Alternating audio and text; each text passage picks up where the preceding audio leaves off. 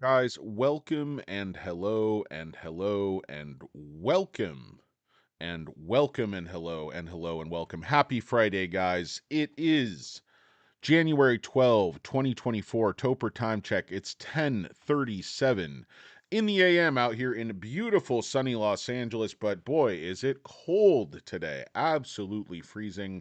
I almost had to put on long pants, but I just put on a sweatshirt and my Vegas visor. Of course, it's me, Danny Vegas. It's un poco mas on behalf of Hurricane Lopez and Stock Karen. We would like to say welcome and hello and hello and welcome. Thank you for joining us once again. Guys, boy, another red day on the SOFI stock.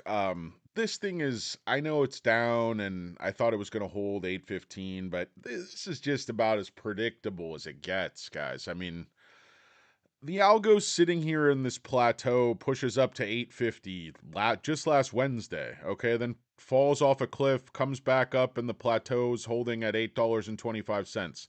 Falls down. I thought it might hold $8 here. It's sort of predictable. I think it's going to come back up to that level.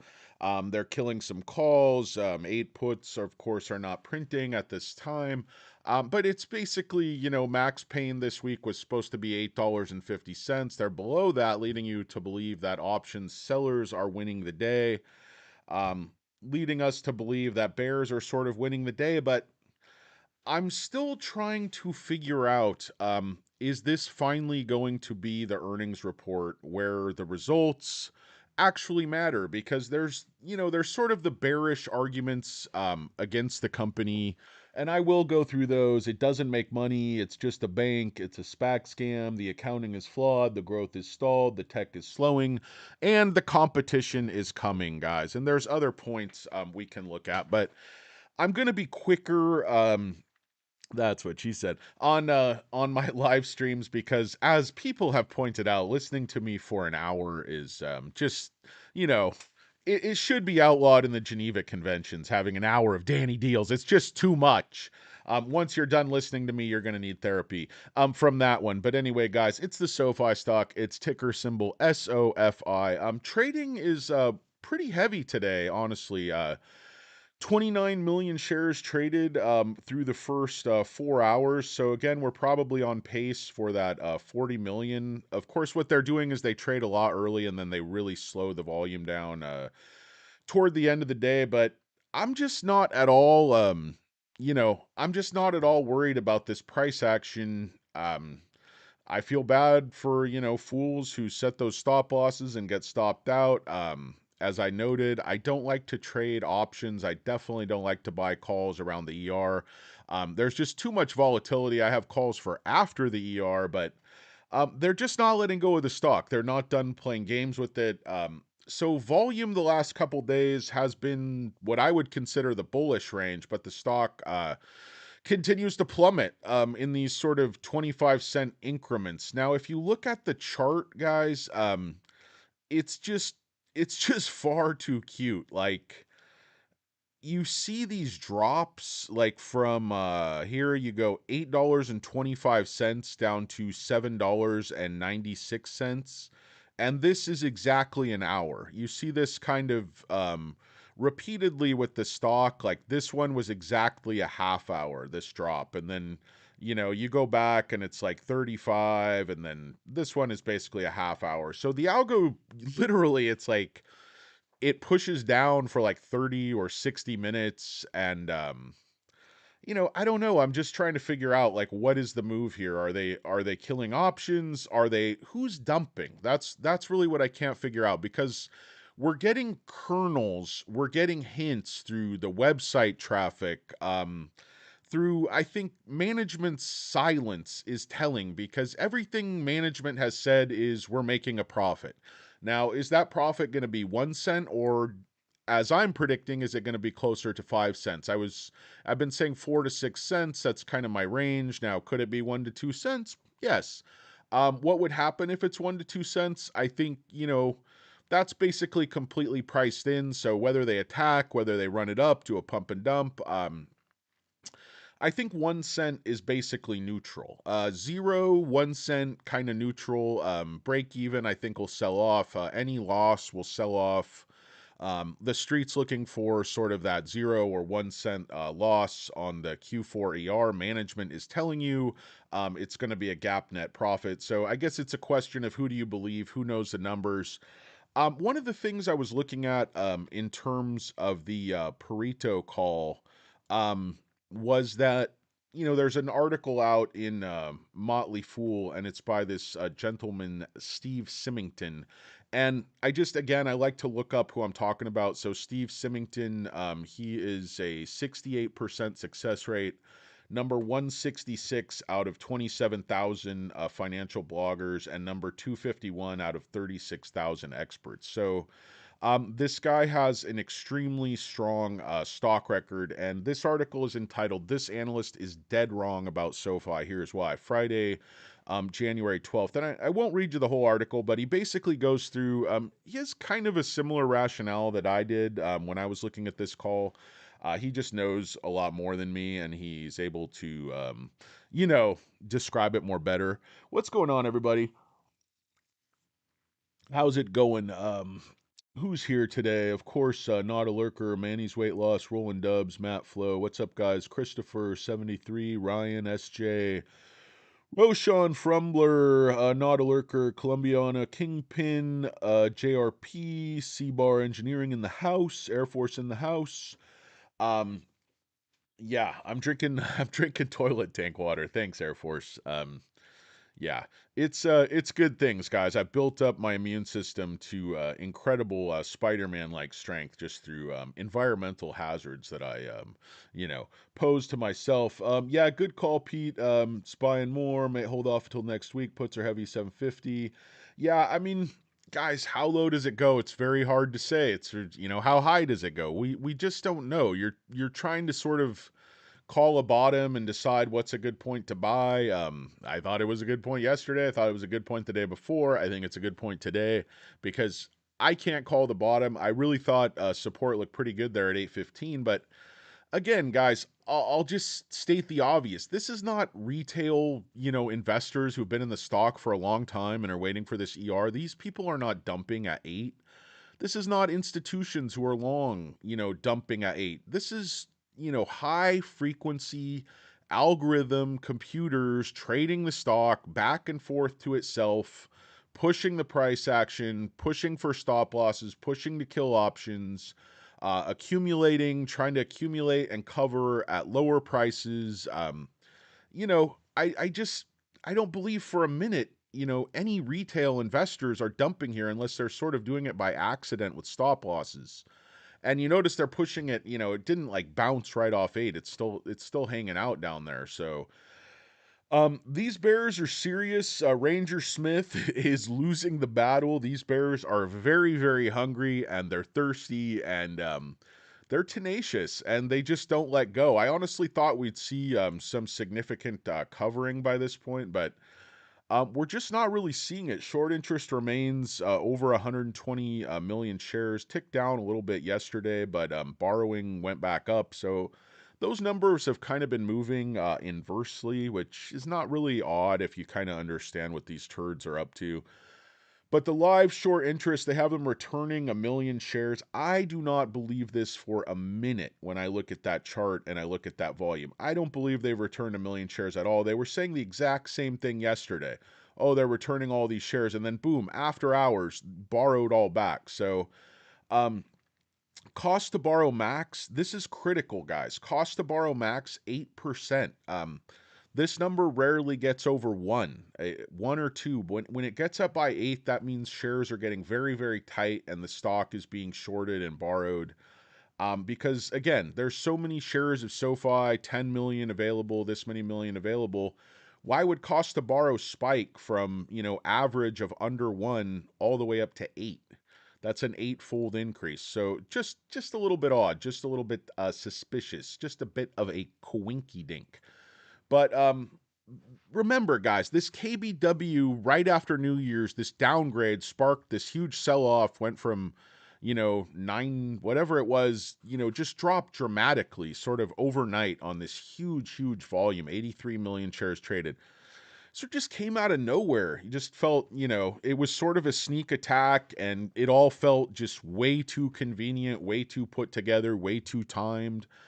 Was it? Was it not? It just seems, who has that loaded up? You think most of these guys are on vacation, so this guy's working on a call over the New Year's holiday, writing this thing up, and then just drops it. And a lot of people have sort of pointed out that the call didn't really make any sense because everybody can see that, with a reduction in interest rates, SoFi's businesses are going to pick up dramatically. I mean, after all, they want people to borrow, they want people to refi, they want people to get mortgages, they want people to take out loans. It feeds demand, basically feeds the economy. So everybody's looking for reductions, and then KBW, as soon as the Fed comes out and says, hey, we're going to reduce interest rates next year, everybody wants to buy SoFi. That's good for SoFi. SoFi is coming in the bullish ER.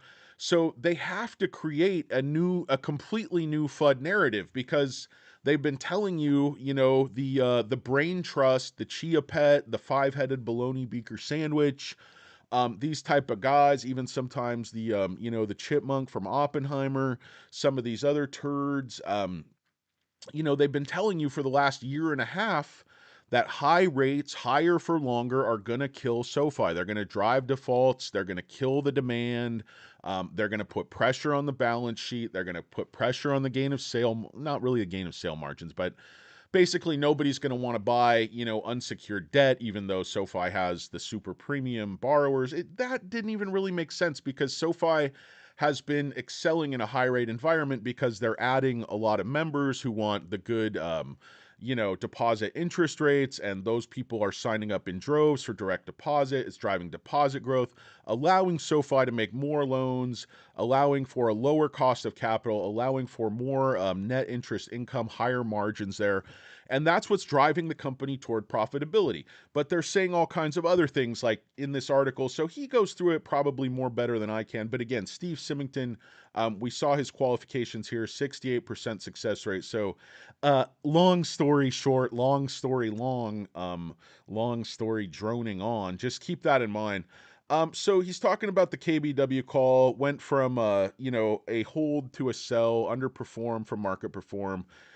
Went from 750 to 650, and shares, he said, when he wrote this, were 853. That's just 2 days ago. But of course, we are down well under 8 at this point at $7.91. You freaking turds. What's going on, guys? Yeah, and we want to talk about that too. But let me just go through this article real quick, because we do want to talk about big banks, guys. Citibank is in deep trouble. B of A's earnings is pretty lackluster. I mean, the street was looking, I think, for like 56 cents, and I don't know, they missed by like 20 cents a share or something like that. Just dog shit. Bank of America, their management is not good. I mean, I don't know how else to say it, but Chase is way, way, way, way better managed, in my opinion, than Bank of America. They just made way too many bad bets on low interest bonds. Like, why would you lock up all your money on a low interest bond? Were you born yesterday? Do you think rates can just be low and the government just print money forever? I mean, the write downs, like Citi took, I think, was it 2 billion in write downs? I mean, God, people jump up and down over SoFi taking like a small write down, or not small, but it's some significant write down on Technesis or whatever, on Goodwill. It's like, guys, they're writing down billions of dollars. These mega banks are in big, big trouble, and nobody stands to benefit more than SoFi Technologies Incorporated. Ticker symbol SOFI. Chris, let me show you. So the short interest is 121 million shares, basically. Been pretty much flat for the last week or week and a half. Ticked down just a little bit, but in that same period, shares on loan went up. It's showing that the borrowed change today is they're returning 1 million shares net. Again, I do not believe this. This is the same chart you see all the time. And the reason I don't believe it is this number here, cost to borrow max 7.94. That number is usually under 1. So there's just not a lot of shares available when that number moves up. I know these aren't exact and there's a lot of other things at play, options. A lot of people say, it's just not that simple. You can't rely on the short.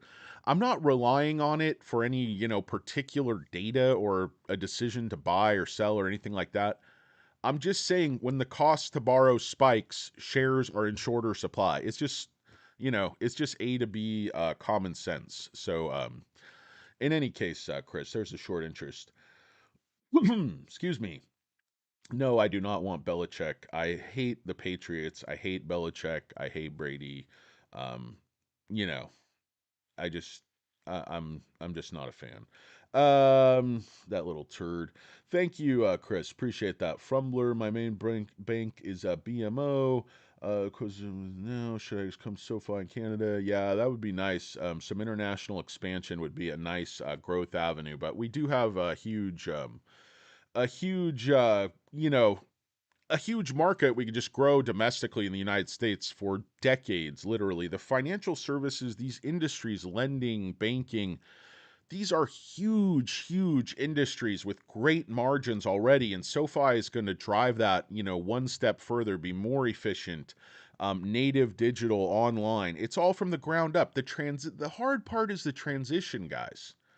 That's the hard part is reinventing a dinosaur. It's not easy. Like the domestic car companies, GM and Ford, they're like axing a lot of their electric vehicle programs. They're like, oh, we're going to be fully electric in 10 years. And then the market's saying, no, you're not. It's not that easy because you're trying to take a square peg and put it in a round hole. You're trying to take a, ICE gas car and just sort of convert it to an electric car. It just doesn't work. You need software where like a company like Tesla or some of the Chinese companies, they're engineering it from the ground up. They're a native EV company. They're a brand new company. They're not constrained by those paradigms, those pensions, those facilities. They're not trying to change an old, aging, shitty factory into a cutting edge technology. They're building brand new technology parks. It's more efficient, it's more modern. They barely have any fucking people in there. It's all robots. And that's what SoFi's doing, guys. That's why these layoffs are good. Cost cutting is good. That's why I think Q4 is going to be a bigger blowout than people think.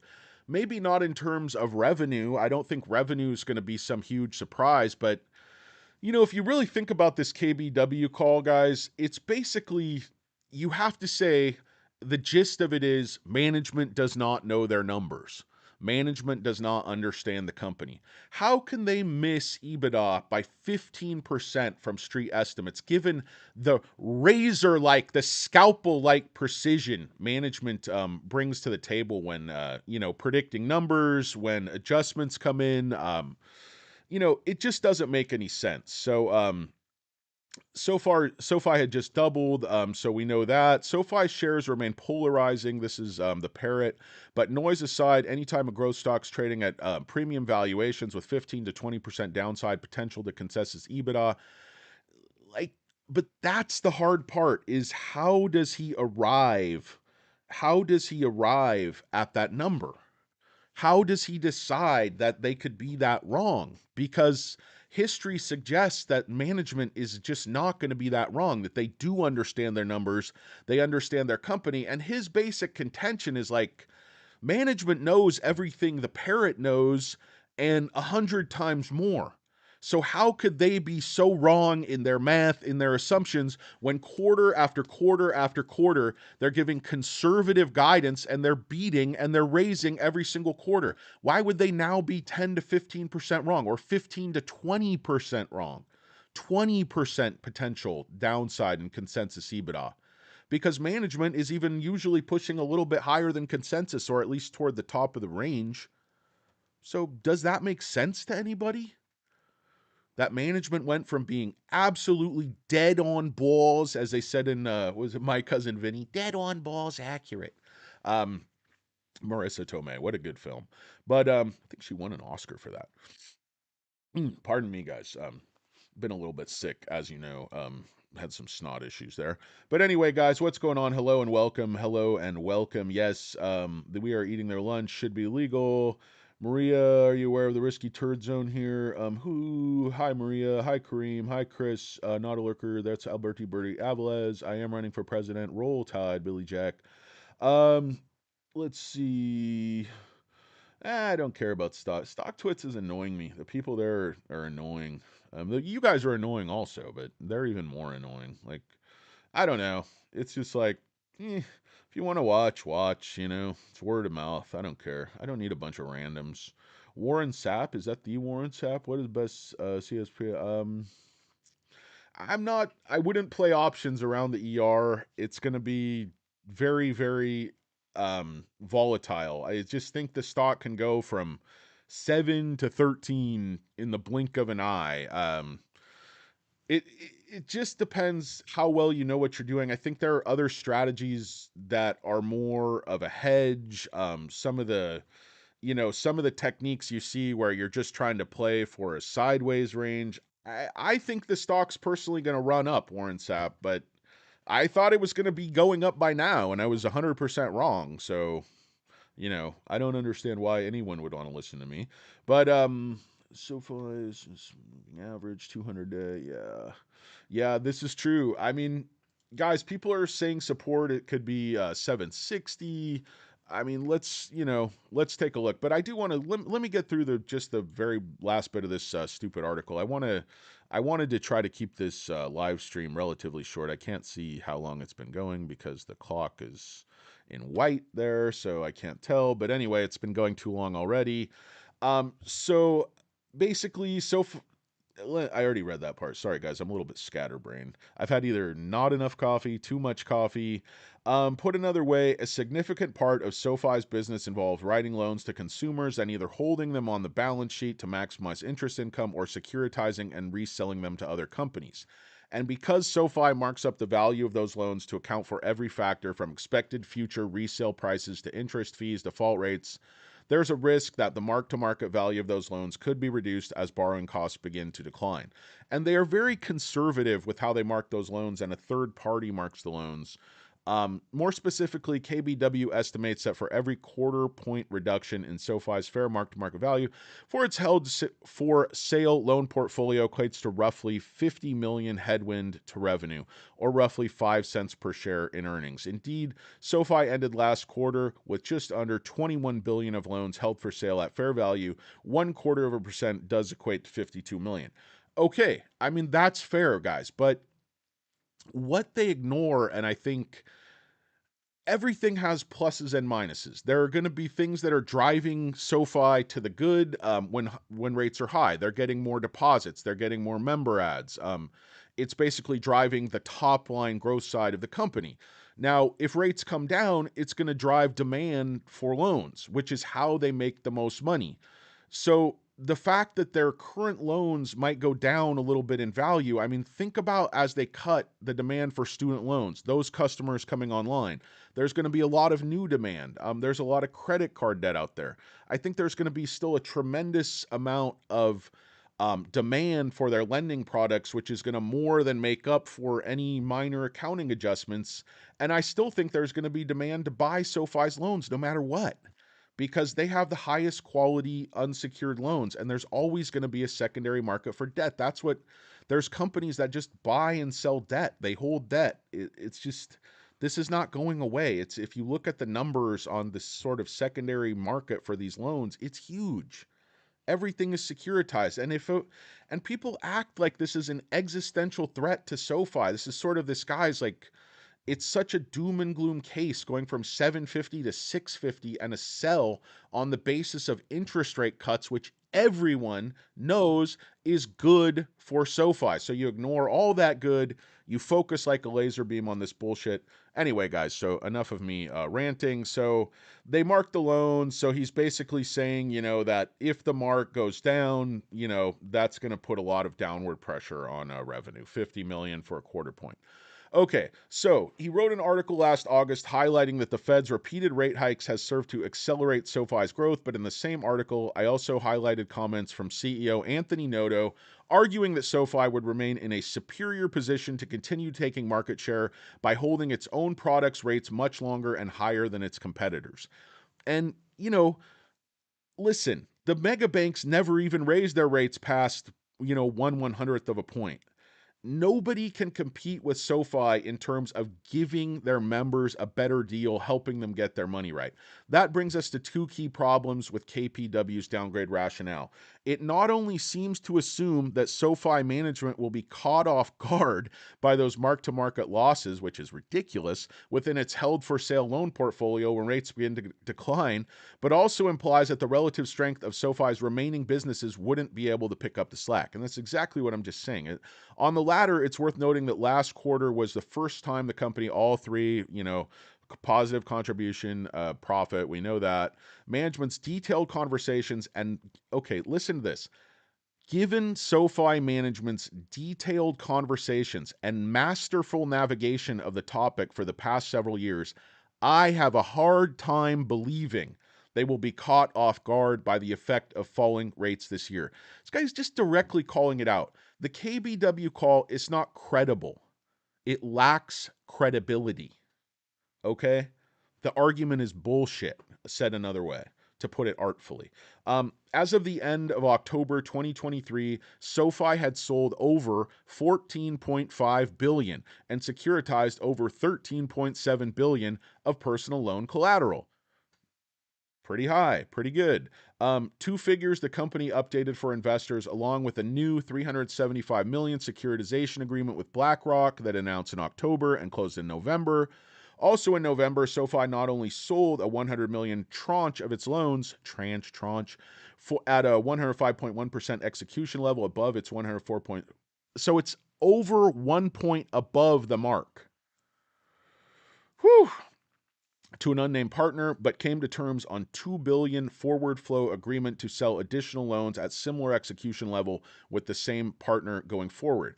Of course, that could all change if SoFi's mark-to-market valuation ticks steadily lower on a massive held-for-sale loan portfolio, but we should keep in mind that SoFi enjoys unusual flexibility with regard to how it decides to maximize its return on equity from loans. In fact,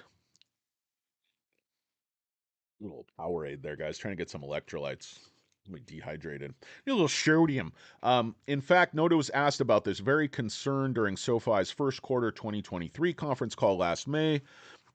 He answered that the company's strategy has been essentially the same since 2018 as it pertains to optimizing return on equity, but has also grown continually stronger thanks to its improving liquidity. As of the end of Q3 2023, SoFi had $8.4 billion of warehouse finance facility capacity and $3 billion of equity capital, and saw deposits at SoFi Bank grow by 23% sequentially from the previous quarter to $15.7 billion. Again, guys, listen to that. SoFi grew bank deposits 23% in one quarter. Okay. Is this thing on? Can anybody hear me? Is this thing on? That source of funding allows us to be very nimble in what we decide to hold versus what we decide to sell. It also allows us to be very nimble as it relates to loan purchases of SoFi loans and other opportunities that we have on deals over time. Guys, everything SoFi does allows them to be very nimble. Listen to how many times Noto says very nimble, for God's sake. The guy sounds like a ballerina. Guy's doing pliés, releves, whatever the fuck, Let's see, guys. I have been in the Nutcracker, but that was a different kind of play. Anyway, guys, what's next for the SoFi stock? With management so hyper aware of both the effect of their fair value accounting and this year's impending rate cuts by the Fed, I would be shocked if SoFi wasn't already positioning itself to continue winning regardless of where interest rates are headed. We can be fairly sure that management will offer some clarity on the issue, release fourth quarter results, and that will appease Wall Street's concern. I suspect the pullback won't last long. And I agree. Let's check out where we're at right now, guys. We finish up that article. Treading water here, $7.93, 31 million shares traded on the day, guys. Topper time check, 11:05 a.m. out here in beautiful sunny Los Angeles on January 12th, 2024. Happy New Year. Welcome and hello and welcome to you new turds that are watching us.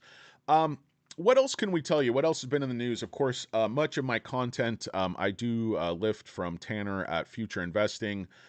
So there's a few of these articles out on web traffic. It's basically saying that December was through the roof.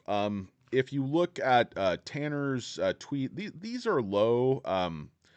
There's a couple of different sources, but I saw one on Moomoo that basically said like it was 13, then it went down to 12 in Q3, and then popped back up toward 14. In this quarter it was like 14 down to 13, popped back up over 15. So it looks like we have record website traffic and strong increase in mobile device use, more and more. So it looked like we actually had more traffic on an aggregate level than Ally Bank, which is a company many, many times or several times the size of SoFi's market cap and many times our membership anyway.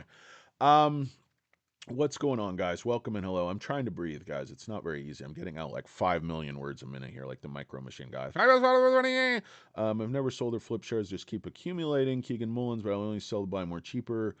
Yeah, it's hard. It's really hard to flip, Keegan. It's not for everybody. You sort of have to have a feel for it, and you have to be prepared to be wrong.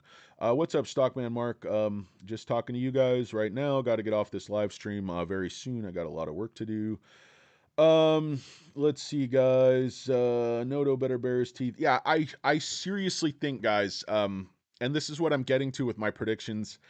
I think Noto has been setting everything up to burn the Bears this ER. I mean, I think the cost savings from Galileo are finally kicking in. I think they're going to cut down on the marketing spend heavily.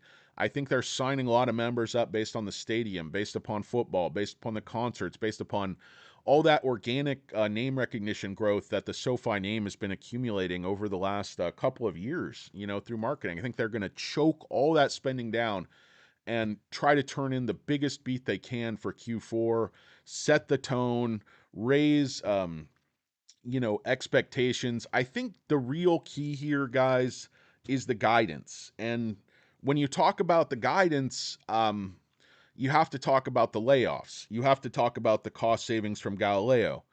So 2024 is going to be really, really a critical year. First year of full profit for SoFi. A lot of people are expecting them to backslide, sort of like a firm, an upstart. They're like growing just extremely rapidly during the COVID hysteria, all the free money, all the QE, and then, it crashes back down to earth when we sort of get back to business as usual, and they have some horrible quarters, some huge losses. SoFi, on the other hand, been very, very consistent in their business, but getting more efficient, laying off a lot of these developers that have high salaries, high stock-based compensation.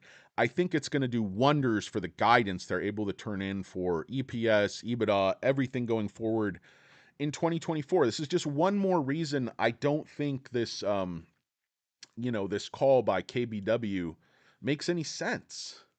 Like, and this again, this is what triggered this whole sell-off, this little New Year's downgrade from Michael Perito. So just a very well-timed, well-placed, I guess the media was ready, the shorts or the bears were ready, everybody was ready to just absolutely kick us longs square in the nuts. But James Fotheringham still and the funny thing is the price drops. Like these analysts that are somewhat bearish, I mean, like Kevin Barker now has 8% upside on the stock. Ashwin at Citi is now like 40% upside on the stock. So a lot of it is a tail wagging the dog situation. And again, if you look at Perito's calls on SoFi, he's more timing the market. He looks less like an analyst who's analyzing the company and actually going into the numbers, and more like a swing trader where, anytime the stock goes just way up, he puts a sell rating on the stock. It's just odd behavior for, such a respected analyst with such a strong hairline. But anyway, guys, it is what it is. What can you do? Anyway, I don't know what the hell else I wanted to talk about. Really not much. Let's see if anything else is in the news. Yeah, it's a tough one, guys. I mean, they're killing the calls. But we just have 2 more weeks, so it's 10 days. There's still very high short interest on the stock. Inflation really wasn't that hot. I think it's overdone. Unemployment was in line, so I think the economy is looking good. I think they're still trying to dial in that soft landing. I saw El Arian, I don't know if that's how you say his name, the guy from Aligns, who's also the president of Queen's College at Cambridge. I learned like it's eyebrows like caterpillars, but very, very smart guy. And he's talking about When the Fed has just, I think one of the Fed presidents came out and just said, we're shooting for like 3% or 2% or whatever it is, long term. And he's like, the key is, what do you mean by long term? If you mean 2 to 3 years, we're in very good shape, to sort of engineer like a longer soft landing, pull down inflation over time. He said it would be a huge mistake for them to raise rates again. And he said if they rate to cut past summer, June or so, it would be another huge mistake. So he's expecting rate cuts by summer. I think that's sort of the conventional wisdom at this point, but you know, time will tell. We don't know. But I think to the point of this article, the point is SoFi does well in any environment because they have great management and they're very nimble. They're able to think on their feet. They're able to react very quickly and they're able to plan ahead and dial in their numbers. Remember, SoFi was saying they thought rates would be coming down by Q4, and everybody's saying, well, the fact that that didn't happen is really bad for SoFi. It's killing SoFi, but SoFi turned in another really good ER in Q3. So that's the problem, guys. The bulls look to the data, look to the growth, look to the increase in EBITDA, the increase in guidance on EBITDA, the guidance management is giving you. They see the growth, they see the deposits. I'm just trying to look at the data. I'm trying to look at what this company's actually doing on the ground, the growth we actually see in the audited financial statements, and that's what I'm going by. Now, the people will tell you there's all these boogeymen you should be afraid of behind their accounting and that their accounting is so problematic. I've asked people that are a lot more competent than myself in accounting if that's, and they said there's absolutely no problem with SoFi's accounting. It will look a little bit worse in certain situations and a little bit, better in other situations, but that's true of any accounting system. That's true any way you slice it. So I think that the accounting thing is just pure FUD. The other thing they talk about is the technology side slowing. The data is saying the opposite. Management came out and prepared us that there would be a transition with Galileo. That they just weren't making enough off these smaller clients that were trying to build up their customer base, starting with them from zero. They wanted to transition away from that to larger clients with existing customer base, so we're going to bring more revenue sooner. And that's, so far, again, I think management has earned the benefit of the doubt. Um, Management tends to tell us the truth and tends to be a little bit on the conservative side. So I don't see how their credibility is that weak where you say, okay, they're going to miss their numbers by 15 to 20%. They don't understand their own company. Management says, technology is going to drive growth this year and into the future. And they know the status of those RFPs. They know the status of their discussions with, potential customers for Galileo that they're looking at for contracts. Michael Perito doesn't know the status of those talks, so what is his basis for saying that tech is going to slow? The Bears, everything is conjecture. Everything is hypotheticals. Nothing is based on the data. And they say, okay, yes, it was growing through 2022 and slowed through 2023, but you're willfully ignoring or you're pretending to ignore or you're willing suspension of disbelief, whatever it is. You're pretending that you don't know management told you this is going to happen and that Galileo is making a transition. So I don't know, guys. Somebody tell me something. Somebody tell me something intelligent because you're clearly not getting anything out of me.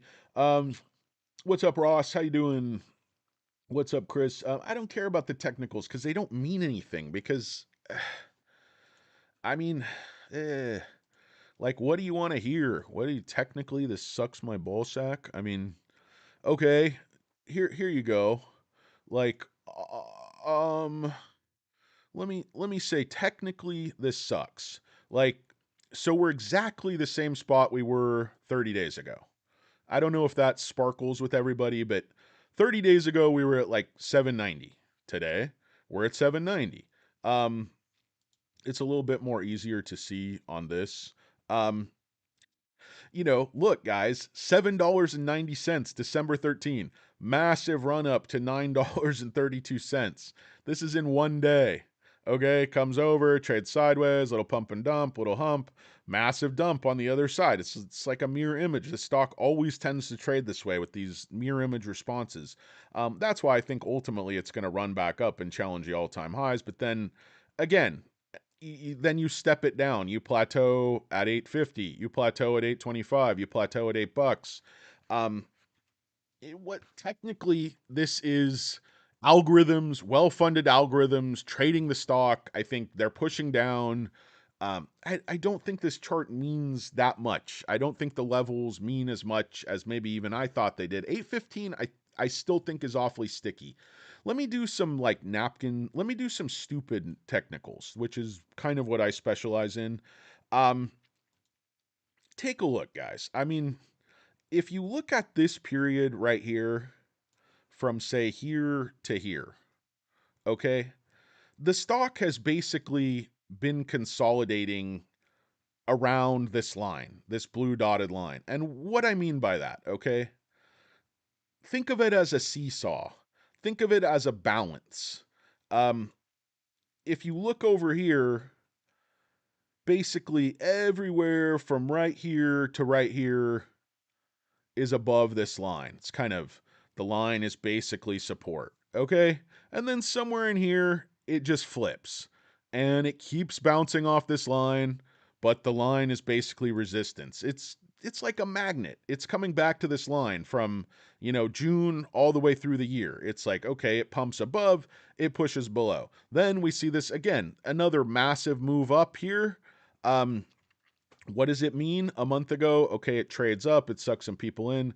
It's basically a long, slow pump and dump. It means absolutely nothing. Again, the stock is exactly back where it was 30 days ago. Nothing has changed 30 days. We've had these calls that send the market into these wild fluctuations with 84 million, and none of it is organic. I mean, there's not people just panicking on the basis of a KBW, somebody nobody's ever even heard of, an analyst house. Almost all retail investors have never even. I kept having to look up the name. I still don't know the fucking name. Croyette, Boyette, and Woods, Jake and the Fat Man, Scarecrow and Mrs. King. Fuck me, suck me sideways, as I think Ace Ventura said. Um, What's up, Klaus? How you doing? Inflation numbers were not right. They need to be weighted where the trend is heading. Klaus, I don't know enough about how to calculate inflation to say if you're right or wrong, but because you're, 40, 50 IQ points smarter than me, Klaus, I will assume you are right. Um, you are not net, you bug. Not yet. No. It sounds the same. I don't know. You want to see my hatchet? Got it over there in my trunk. Maybe some other time? Okay. I'll be glad when we all get this fuss about breaking 20. Yeah, you and me both, Billy Jack. Ian Boyd, who's buying? I am going to be buying. Probably my next point. I was buying in these low eights, 815. Probably, I don't know. To get another like trigger, get another real chunk of money out, I'd probably have to get as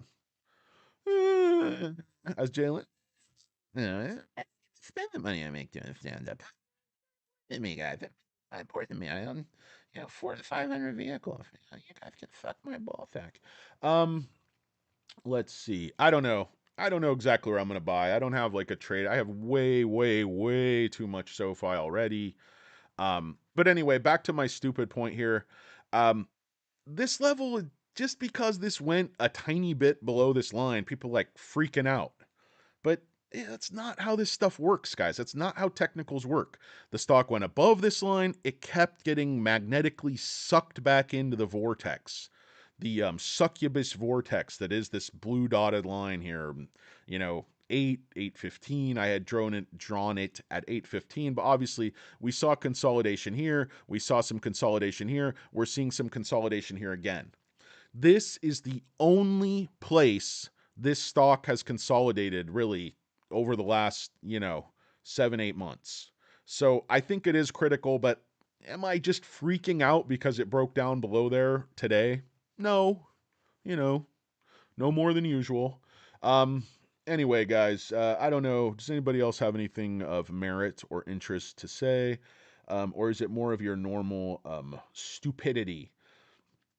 Target between $10 February, March. Yeah, I mean, I like it to go over 10. Like I said, I've been harping on 13.75, but there's just not a lot of enthusiasm, obviously, right this minute. But guys, a tremendous amount can change. You have this stuff going on in the Red Sea. You have, the bombing in Yemen. War is never good for the markets in the short term, but war can be good for the economy, as sad as it is to say. But in any case, guys, the stuff in the Middle East does not have that much direct effect on SoFi, and lest ye forget, Q4 is over, guys. Q4 is over. The numbers are in the books. Management knows the numbers. Management, brought up the date. They are usually maybe the first of the month, but they brought it up to Monday. They could have, announced on Friday. But I like it. It's aggressive. They're within the same month. They're within the month of January. Why do I like 5 cents a share? It's just a nice number I pulled out of my posterior, but no, it isn't, because if you look, we've been hovering around that 7 cent loss, and then with adjustments, without the write down last quarter, we were at 3 cents. We've been adding a ton of quality members, spending a ton of money on marketing, customer acquisition. I don't think the key to the EPS in Q4 is going to be what we do. It's going to be what we don't do. Okay. It's not going to be that, profit and member and, profit per member or revenue per member or products per member is through the roof, because obviously there haven't been rate cuts yet. But I think what we're going to see is cost reductions. I think we're going to see savings from Galileo.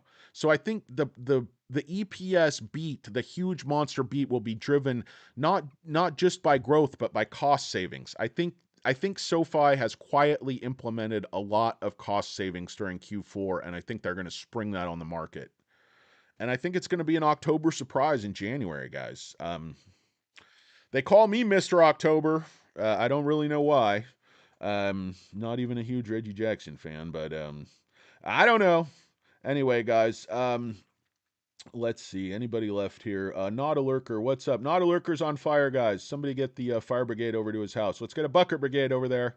Let's get us an Amish bucket brigade over there. We're not going to use them fancy horseless carriages. We're just going to throw buckets until we're exhausted, and then the barn burns down anyway. So it's a shame.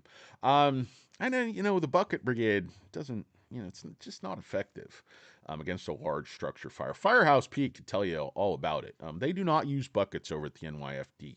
They're modernized.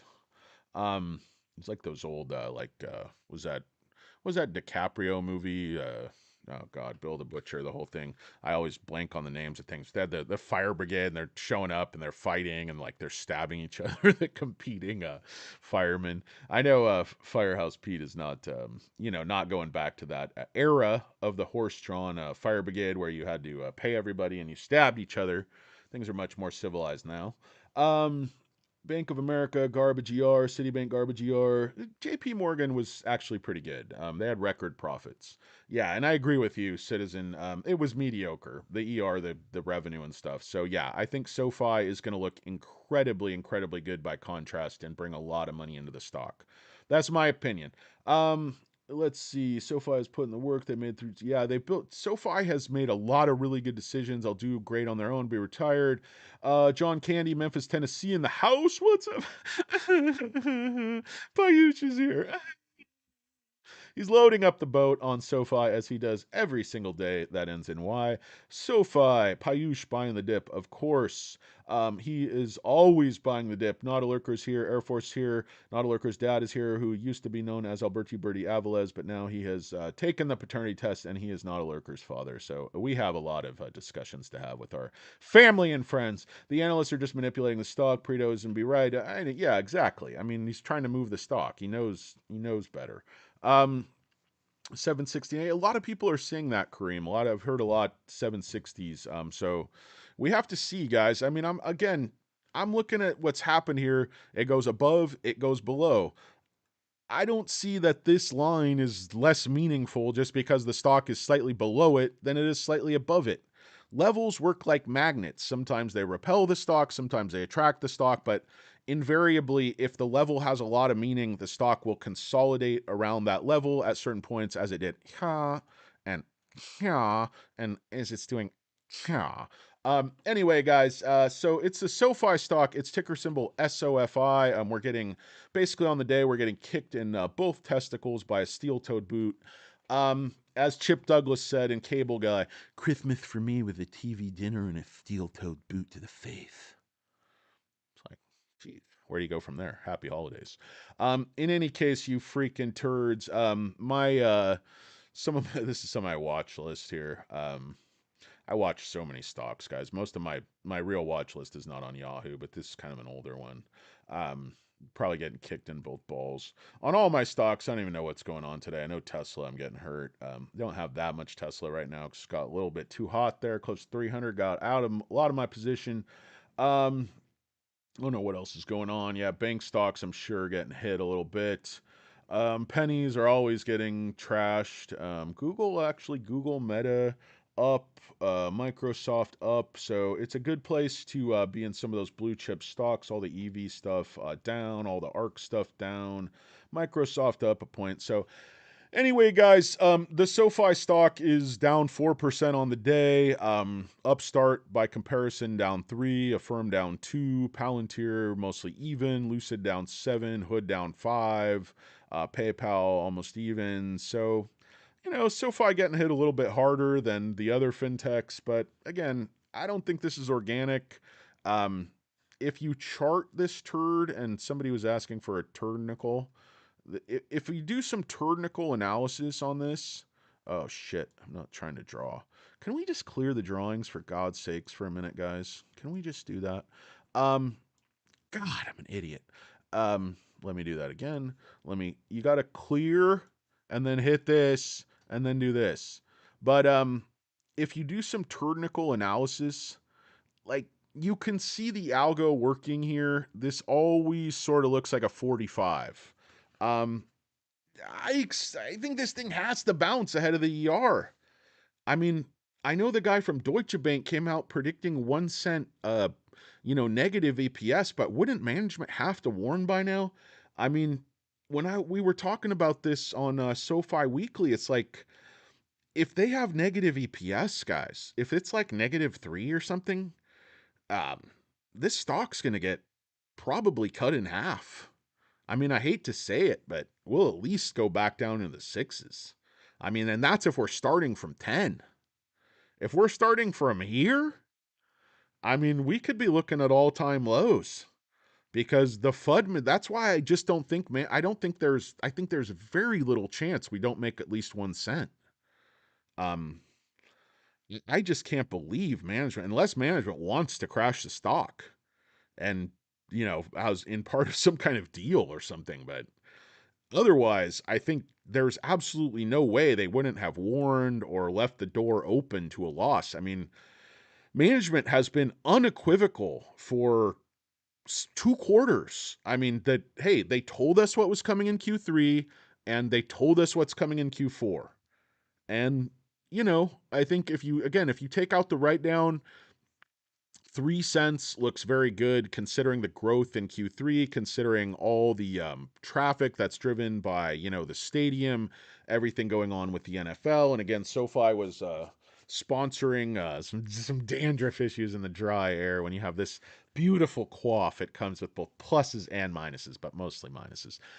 We're just getting hit, but I don't really know what I'm talking about, guys. I'm just opining on what I think we're going to see in the earnings report, and I just think Noto has been saving this thing up to really, really spring everything on Q4 and just put the best foot forward to the company into 2024.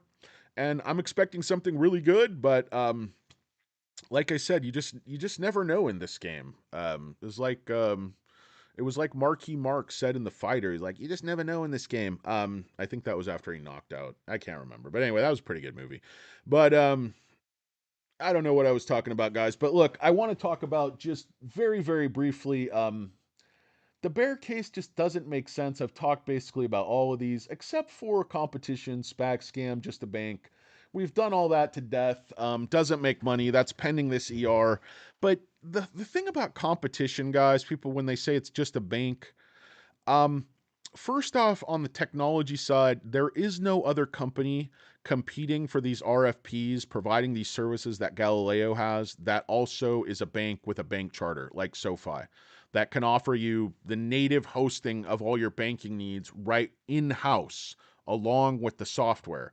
So that doesn't matter maybe to the mega banks and the regional banks, but it could matter to a whole host of other clients, I think it gives Galileo a huge competitive advantage. Now, in terms of SoFi, the fact that they're native digital, the fact that they own the student loan refi market, the fact that they picked up Wyndham Capital, I believe they probably overpaid a bit for Galileo, probably overpaid quite a bit for Technesis, but I think maybe they made up for that with it. I think Wyndham Capital could be like the dark horse for 2024 once we do see those rate cuts. I mean, if they do this well with super premium personal loans, why can't they do that well with home equity lines of credit? Why can't they do that well with second refis? Why can't they do that well with all sorts of other products that go along with home lending and lines of credit around, So there's just so many opportunities I think this opens up in 2024, 2025 that position SoFi to just outshine the competition. And you see Noto say this. He's like, we've earned the right to win. We're in a position to win. We've had foresight going back years and years and years when we bought this bank, got the bank charter, bought Galileo. It would be fine if Galileo and Technesis just saved SoFi money for decades to come. That would be fine. But that's not fine with Noto. That's not fine with shareholders.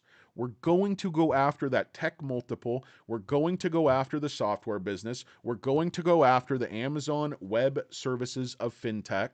We're going to own the backbone, guys. When you own the information, you can put the system on trial. And that's what I intend to do. Um, Listen, guys, I am all talked out. This live stream has gone nowhere fast. I don't think I've made any salient points whatsoever or given you any new information, but be that as it may, some of you have seen fit to join me, I think mainly for the Las Vegas visor, which is very popular with some of you turds. But let's see, guys. I know a lot of you guys would like to see this live short interest, so let's see if there's any update before I shine off for the day. Also, hope you guys have a wonderful, great weekend. Don't worry too much about the stocks. Stock's going to be just fine. Um, so yeah, they're saying it's going along flat, returning a million shares. Again, I don't believe this data at all for 1 minute. Given the price action on the stock, so we're down 4% on the day. Again, if you look at this, it's a nice 45, guys. From this point at 850, you take out the dumps, you sort of flatten this out. You can see it better here. The volume has just gone up.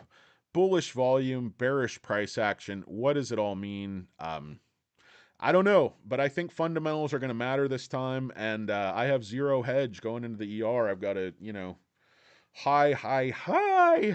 high falsetto six-figure SoFi position, and that's not to mention hundreds and hundreds of leaps contracts, and just I am loaded for bear, guys, and I'm looking for a good ER. Obviously, I always am. An eternal cockeyed optimist.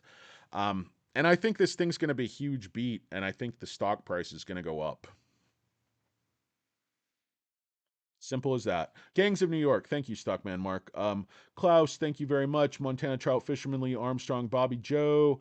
Um, yeah, I know, Bobby Joe. Daddy's gonna take me over his knee and not spank me, but just give me a couple of million SoFi options, insider options, all kinds of stuff. No, Bobby Joe, I am of no relation to Noto. Unfortunately, I would not be talking to you turds. I'd be out on his yacht somewhere. SoFi web tracker. So that, yeah, they are getting a crap load. It's going to be really good. Nothing happens the 19th. Get some SoFi merch. Yeah, send me some swag, Tony Notes. Come on. I'm your biggest cheerleader. I'm your biggest pumper. Yeah, options are very, very heavy on the 19th. People think that's the moment that it'll run after that. Hello and welcome and welcome and hello. It's David Redliner joining us late. Better late than never. Fashionably late. As always, his strength. He shows up to a black tie event in a little surf t-shirt, a cap, a flat hat, and he's like, listen, man, I don't need a tie or an invitation. I'm David Redliner, you motherfucker. I'll cut a bitch. And they're like, David Redliner, okay. Come right in, sir. I did not know you were David Redliner. Anyway, guys, Thank you for joining me, David Redliner. I don't know why. I just love saying your name. It's just a lot of fun for me. Anyway, he might actually own a suit. I don't know. David Redliner could be the CEO of a major corporation for all I know. I didn't Google the man. I don't do my research into you turds. I just make up identities for you in my head based on your little Chiron, or what do you call that picture? Avatar? I don't know what the fuck. Thanks, Not a Lurker. I appreciate it. Stay safe, healthy this weekend. Thank you, guys. I appreciate you. I'm going to bail out, guys, because this thing's going nowhere fast. But you guys have a great day, great weekend. Enjoy your paper losses. Hopefully they sting. Put a little Bactine on them. They'll sting even worse, but it'll prevent infection. Until then, thank you for watching Un Poco Mas, the show where we give you just a little bit more. I'm Danny Deals for Hurricane Lopez and Stock Karen. Hope you guys have a great weekend. We'll talk to you next week. Thank you. That's funny, Chuck Farley. Yeah, I agree. You know, I'm no what was that one? That was Billy Madison. Yeah, that guy was funny. Every question on the Jeopardy was like my whore wife. Like the entire high school Jeopardy was based around his wife cheating on him. But anyway, guys, business ethics. You see, and then Carl just melted down. Okay, guys, take care. Peace.